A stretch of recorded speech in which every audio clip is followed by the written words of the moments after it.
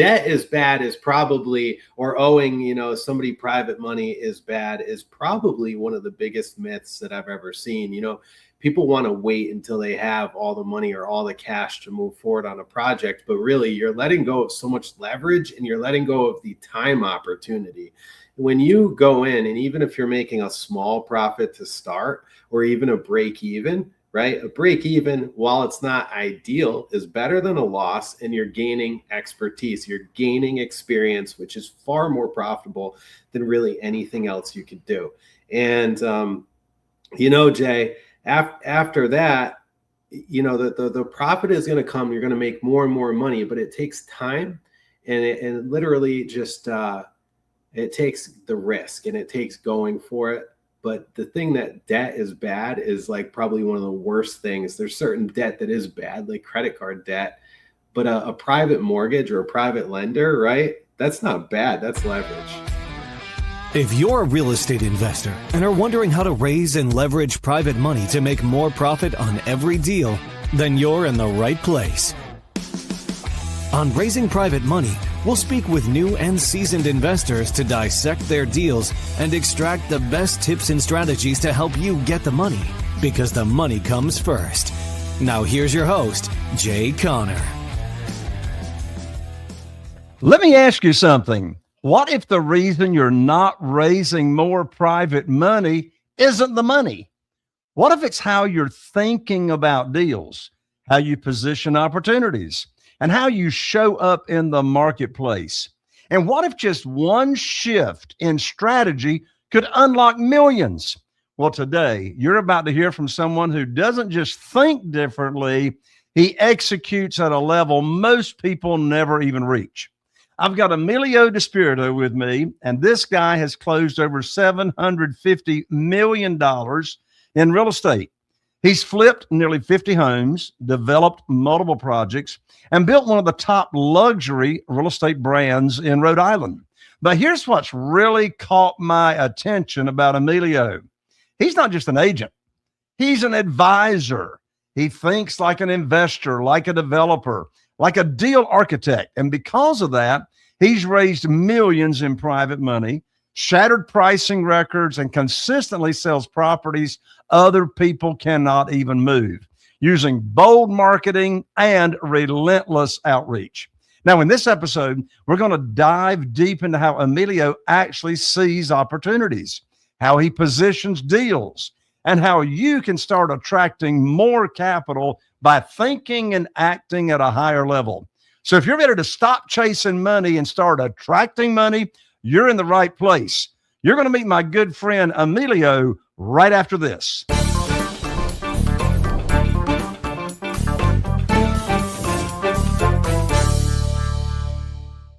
Emilio, welcome to the show.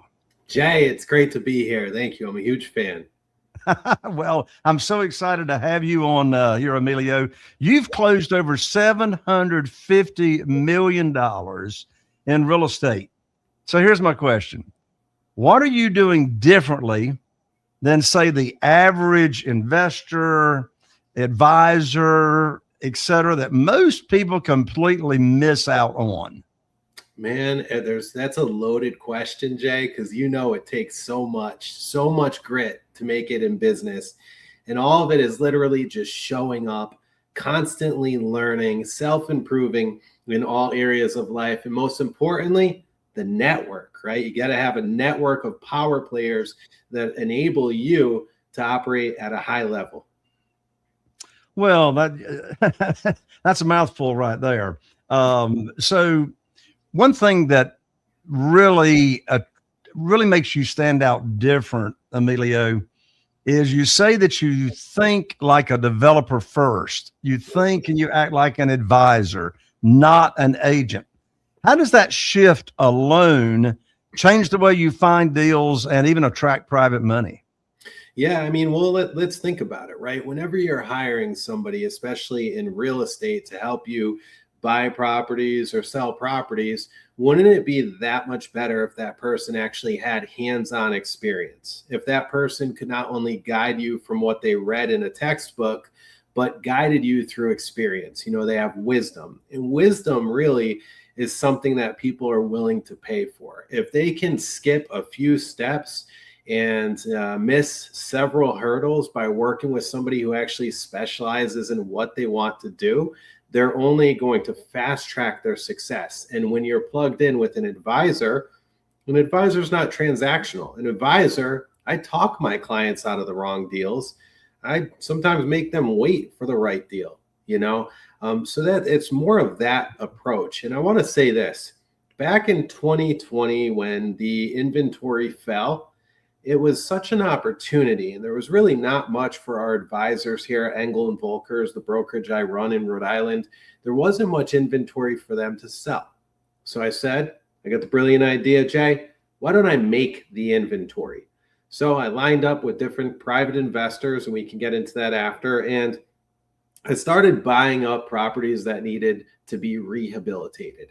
I went in there, I opened a company that did that, brought the inventory to the marketplace, and those 50 or so transactions actually equated to over 150 real estate deals for my brokerage, for my team. Because every time you list a home, you usually get another listing or a buyer out of that equation. So that really multiplied. But the most important thing, and this will resonate well with your listeners, is that I actually got to learn the process of the inner workings of a home, the mechanicals, the structural, the inner workings of putting private money together at work. Leveraging real estate, finding opportunities, maximizing those opportunities. And then I put that grit and I put that work and I put that experience into now purchasing land and building houses now. So when I'm sitting down with developers, I'm sitting down with them understanding what their costs are, where to find private money if they need it, how long these projects take, the in and outs of the project, all the parties involved. I mean, it is quite complex in what we do, Jay.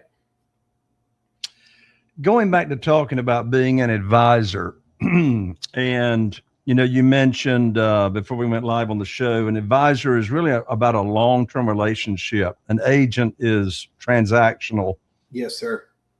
Who would you say is your ideal client that you advise, that you have a long-term relationship with? What do they look like? How do these relationships come about? What's that ideal client? How would you describe your ideal client that you're advising? Yeah, I mean, I'll tell you, my ideal client is somebody who values expertise. My ideal client is somebody who understands that they don't know everything in any given area. And my ideal client and my clients that I choose to work with, that's the other thing about advisors too. We're not thirsty. We're not just taking anybody. Our time is valuable, just like our clients. And when we take on a client, we want to make sure that we have the time and the ability to be able to answer all of their calls, do what we need to do to operate at an optimal level to take care of everything they need, right? Because if we're slow on something or we drop the ball on something, it could cost them millions of dollars.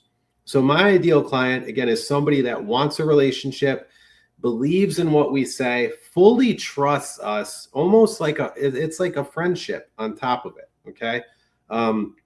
As far as what they look like, we have male clients, female clients, people from all over the world.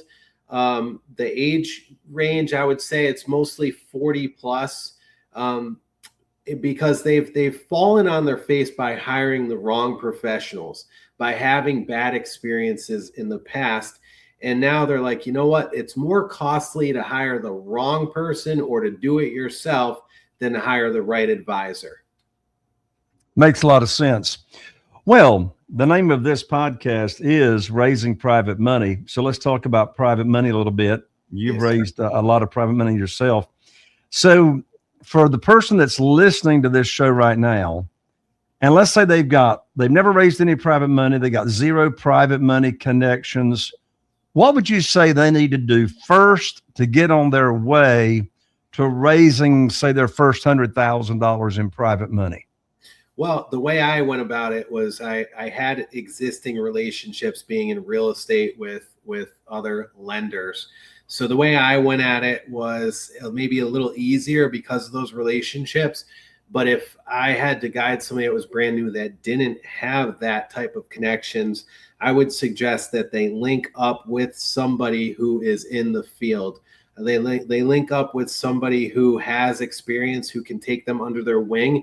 And even if you work for free for that developer or for that person or for whatever it is you're raising money on to learn the ins and outs of that, you're building your credibility, you're building your resume, you're building your references. And then when you have that experience, you're then able to have those conversations with people you know, clients you have, co-workers, anybody who may have the capital to put towards your project.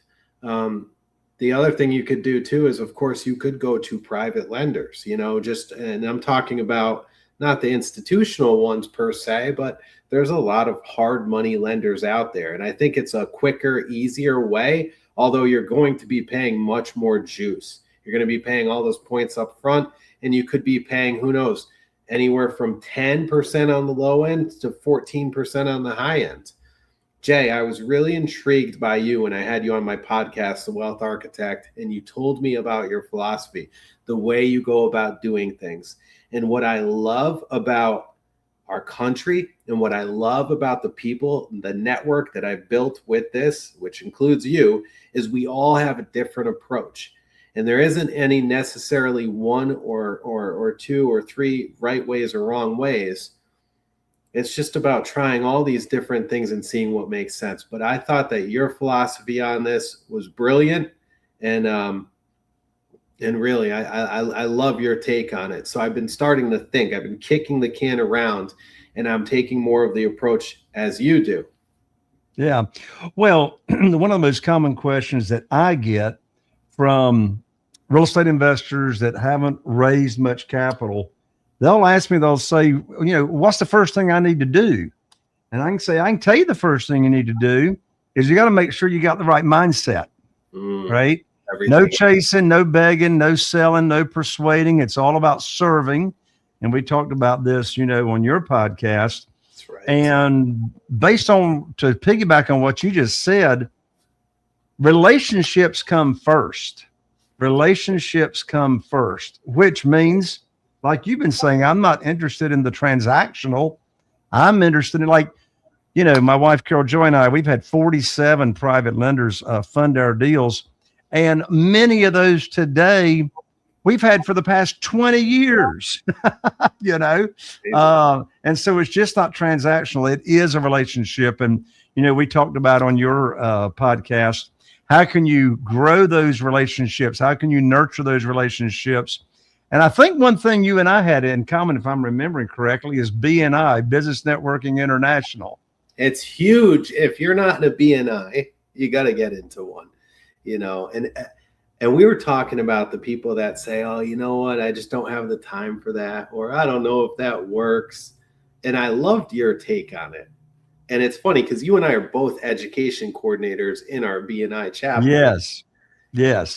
I right off the bat, just as soon as I could, I volunteered to be the education coordinator, which gave me 5 minutes or so at the beginning of every BNI, once a week to, and of course, I think I shared, all I did was I go to Ivan Meisner's books and grab a chapter because it's all about, networking. So when the relationships come first, then, we're not pitching deals. We're not running around chasing money. We're actually attracting the money.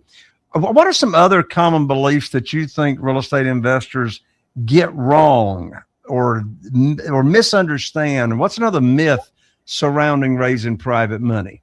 Oh, well, I don't want to owe anyone money. Debt is bad, right? Like debt is bad is probably, or owing, somebody private money is bad is probably one of the biggest myths that I've ever seen. People want to wait until they have all the money or all the cash to move forward on a project, but really you're letting go of so much leverage and you're letting go of the time opportunity. When you go in, and even if you're making a small profit to start or even a break even, right? A break even, while it's not ideal, is better than a loss, and you're gaining expertise. You're gaining experience, which is far more profitable than really anything else you could do. And Jay, after that, the profit is going to come. You're going to make more and more money, but it takes time, and it literally just it takes the risk and it takes going for it. But the thing that debt is bad is like probably one of the worst things. There's certain debt that is bad, like credit card debt, but a private mortgage or a private lender, right? That's not bad. That's leverage. Exactly. And as you were just talking, I was thinking about other myths that I hear real estate investors have in their mind when it comes to starting to raise capital. And they think they got to find rich people. Now, it depends on the kind of project you're doing. So, if you're doing this huge multi-million dollar project, then you might need to be talking to a family office, right? Mm-hmm. But if you're doing deals like I've done a ton of single family houses, then I'm not looking for rich people. I'm looking for ordinary people that have what I call lazy money. Mm-hmm. Lazy money. They got money just sitting around that's not working for them. That's why I call it lazy money. It could be in their self-directed. It could be in their retirement funds. And, we talk about leading with being an educator. Not one of my 47 private lenders ever heard of private money or private lending or self-directed IRAs until I educated them on it. And when you do that with people, you immediately position yourself as the expert, someone that knows what they're talking about. And what I love about offering private money opportunities to people that's never heard of it is it allows you to be in the driver's seat instead of, chasing or begging. You're offering an opportunity instead of like applying for money. Does that make sense to you, Emilio? 100%. And the best part about it too is, there's no lengthy bank applications when you're doing private money, right? You're literally using the asset as the collateral.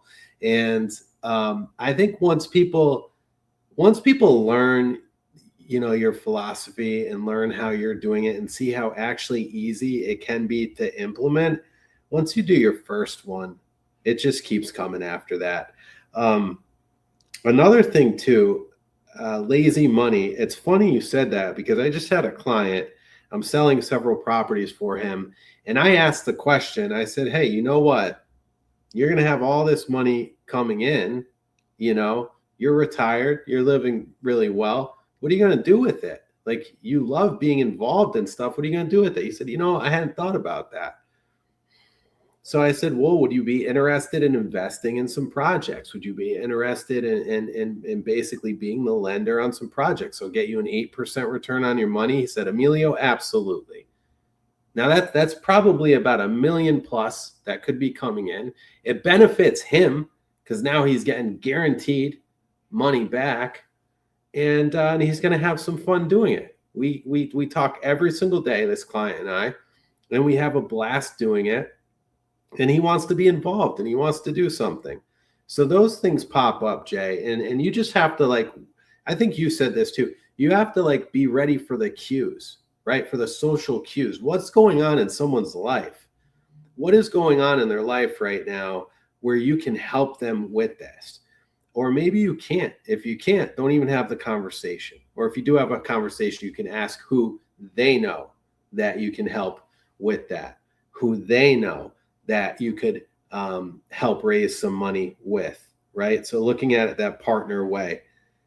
The other myth I wanted to say too, while I got the microphone here, is people feel that they need all sorts of experience to dive in. And I know I said it's good to get experience along the way, but everybody starts somewhere, okay? Don't procrastinate to the point where you never get started. You have to tie your shoes, you gotta pull your pants up, put your pants on, tie your shoes, and you just gotta go at it. And you just have to just start. And you have to take some risk, and you gotta be willing to fall on your face and get some egg on your face sometimes. It's all part of the process. Well, when you share that, Emilio, one word comes to mind that all successful entrepreneurs and business owners can relate to. And that word is resilience. Oh, yeah. Resilience. Because yes, you are going to fall down.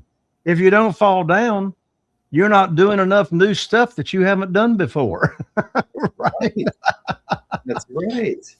Now, one thing you're known for, Emilio, is you're known for being the person that has sold properties that other people could not sell.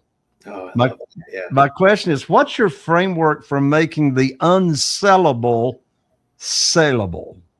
Let me give you a quick story, and I'll break that all down for you and your listeners, right? So here in Rhode Island, okay, we've had a very slow past several months, and this is how crazy I am, right? Like, so there was a subdivision, okay, here in Coventry, Rhode Island, and this can be applied anywhere, right? And the subdivision was sitting, and there were 4 or 5 houses left, and they were sitting for like 200 days on market. They were on their second broker. The broker that they hired, amazing people, great reputation here. They do a great job. But I'm looking at this and I'm like, wow, like there's a lot that can be done. And I know that this is probably going to expire anytime soon, right? But I didn't go into this. I didn't go into the situation really trying to get these listings. Okay. The developer contacted me after I bought one of these properties that was sitting, and I got about $70,000 in concessions back. So I think that prompted the builder to call me and say, Emilio, right? Like, you negotiated like $70,000 in concessions. I know your track record in the area. My listings are expiring with my current broker. How can I get this subdevelopment sold? And I said, look, it's simple. We have to reposition it.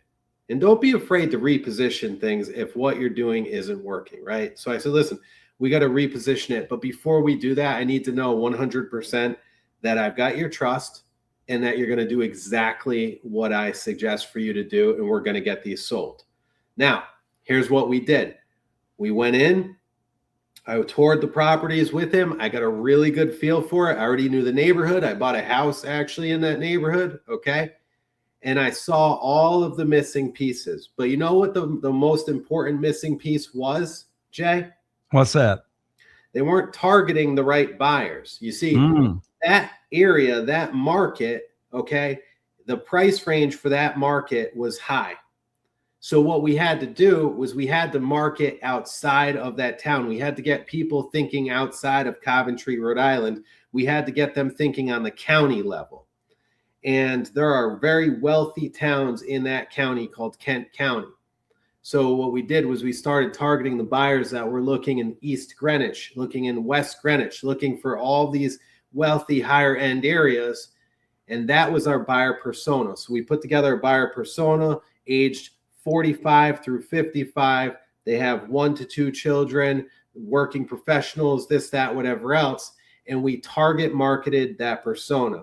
I staged the properties fully. I paid for all the staging, brought the staging in, cleaned the properties, deep clean, all the construction dust, rebranded the whole subdevelopment, launched it. I sold one of those properties that was sitting for 200 days on market. Guess how many days it took me to sell the first one, Jay? Sounds like less than a week. 1 day. And by the way, I raised the price. I just raised it $150, whatever it was. I made the number nice and round, because when is the last time you went into Louis Vuitton and you bought something on clearance for, $889.9? No, You didn't. $890. Okay.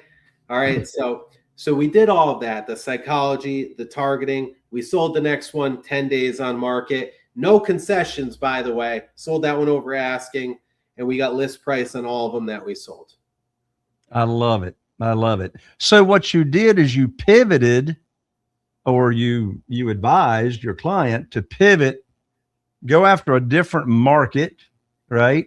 Yep. So one of my marketing consultants years ago, when business had slowed down, he says, Jay, you got to go fish in a new pond. You got to go fish in a new pond, because the pond you're fishing in, you already caught all them fish.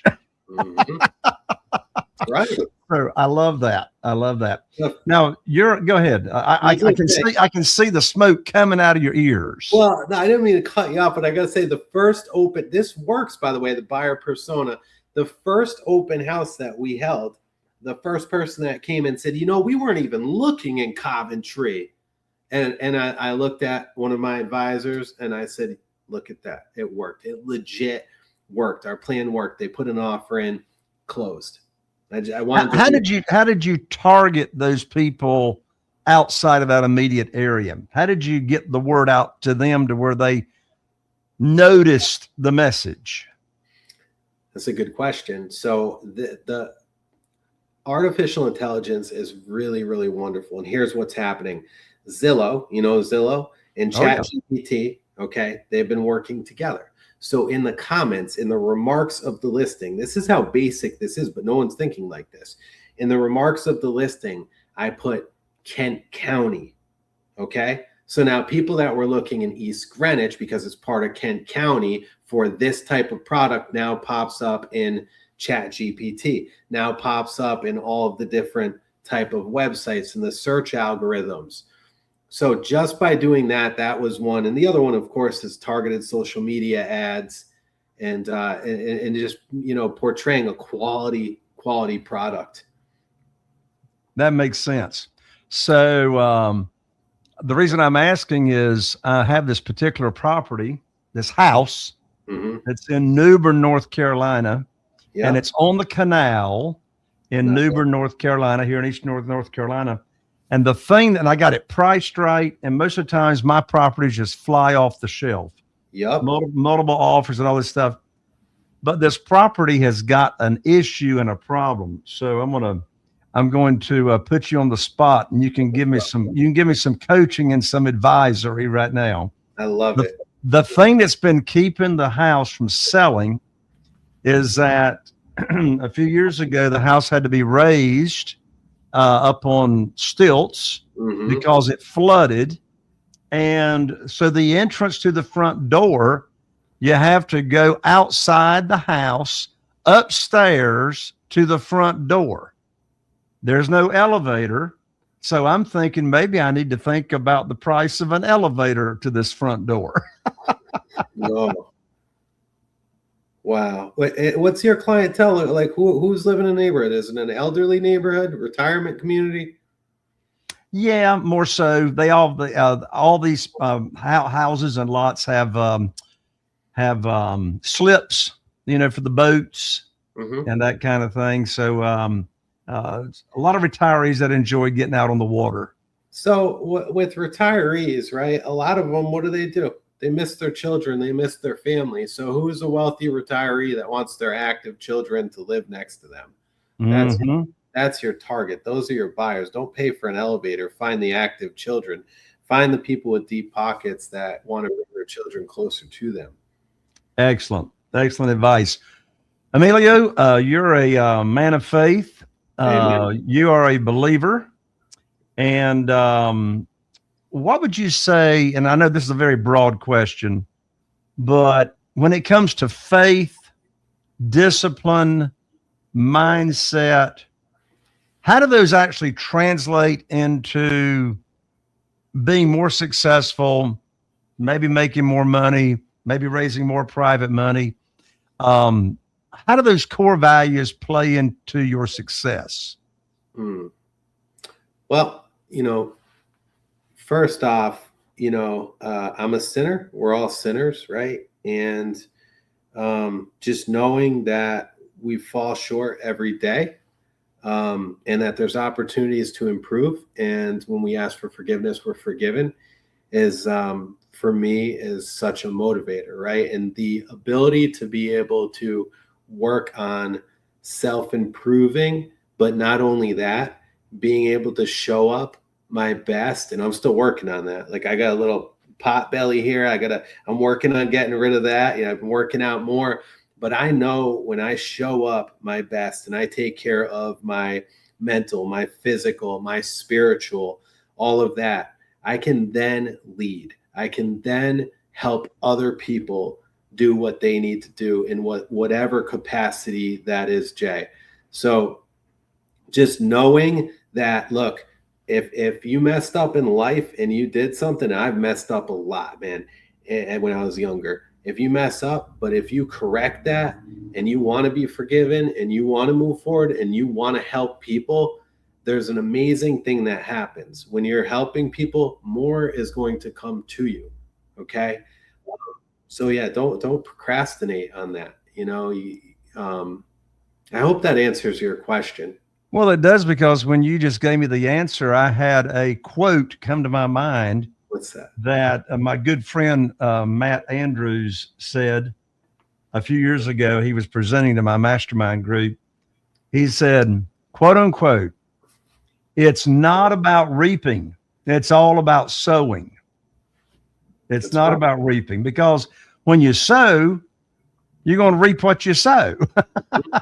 So focus on the sowing, right? And, when you were talking about your spiritual, your physical, that's all tied together. It cannot be separated.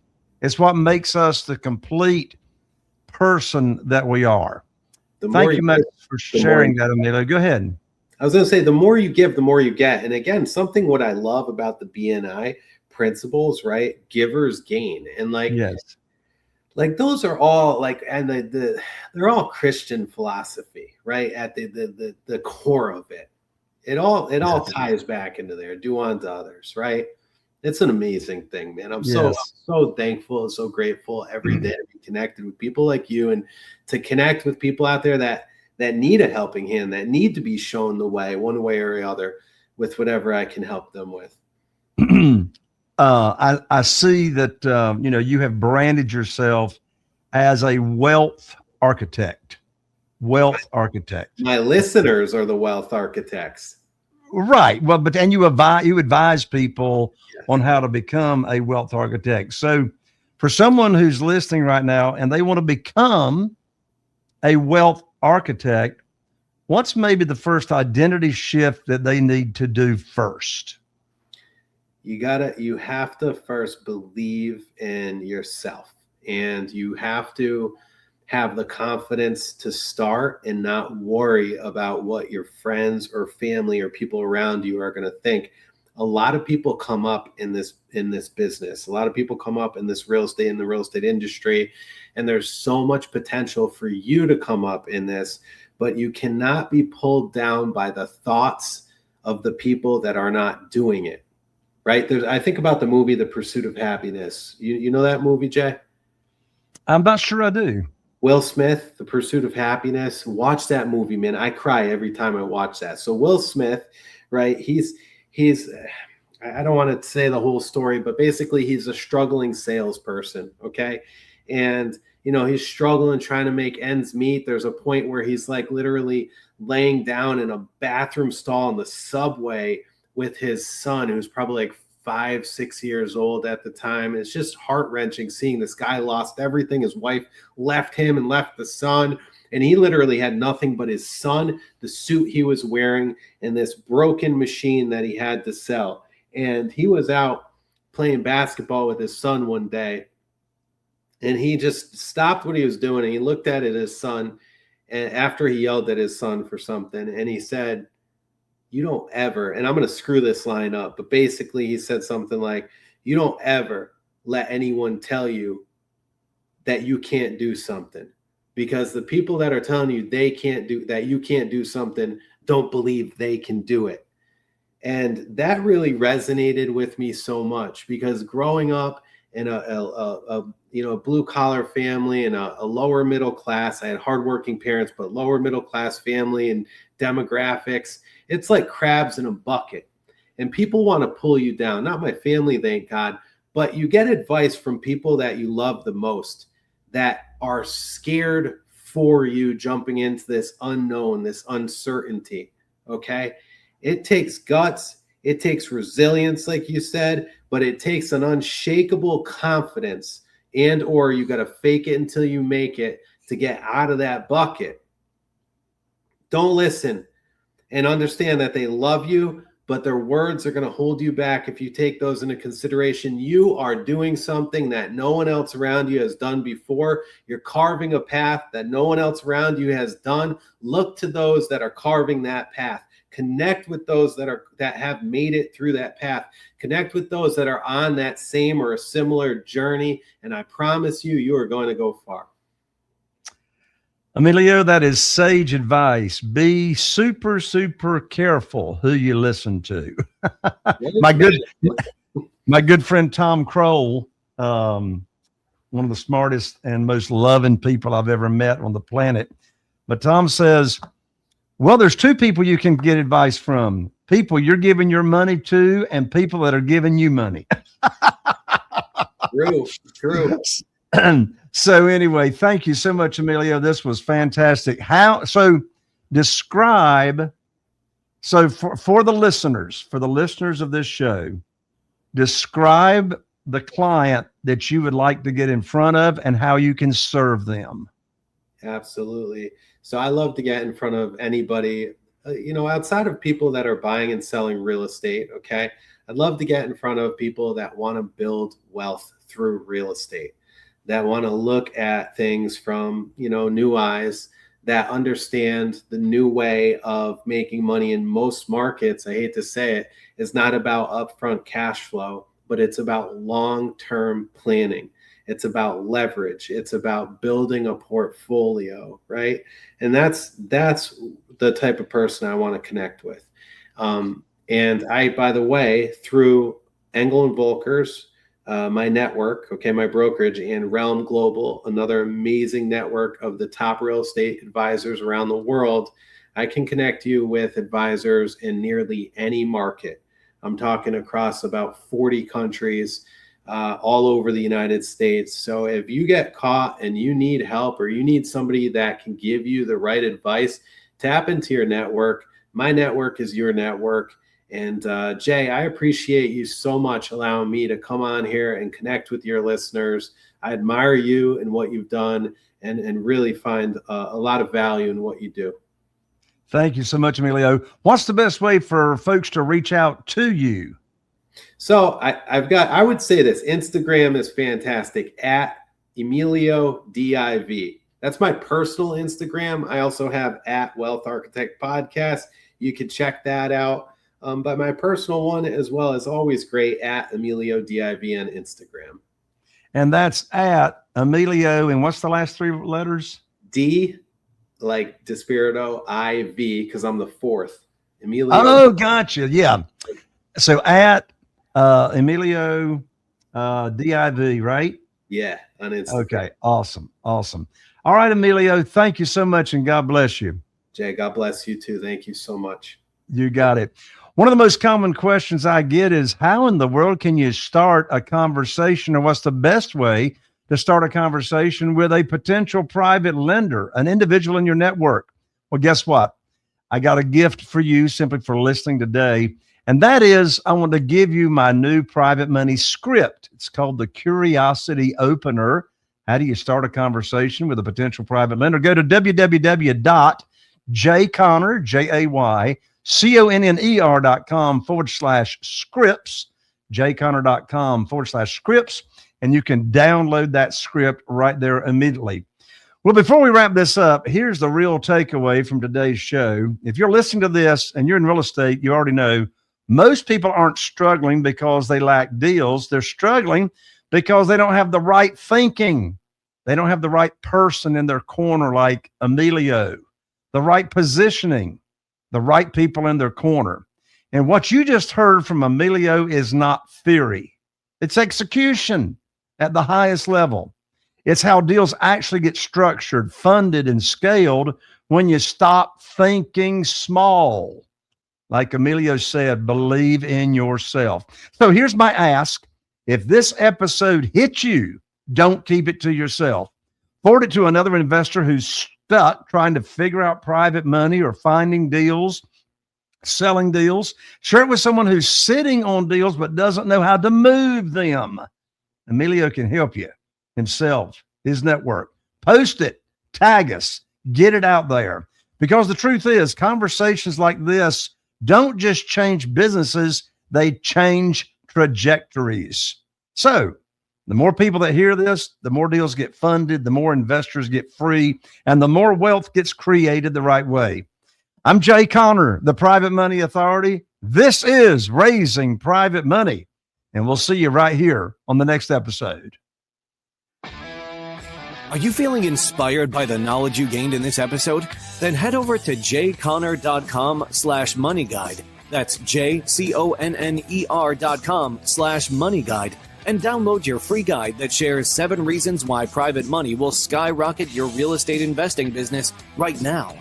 Again, that's jconner.com/money guide to get your free guide. We'll see you next time on Raising Private Money with Jay Conner.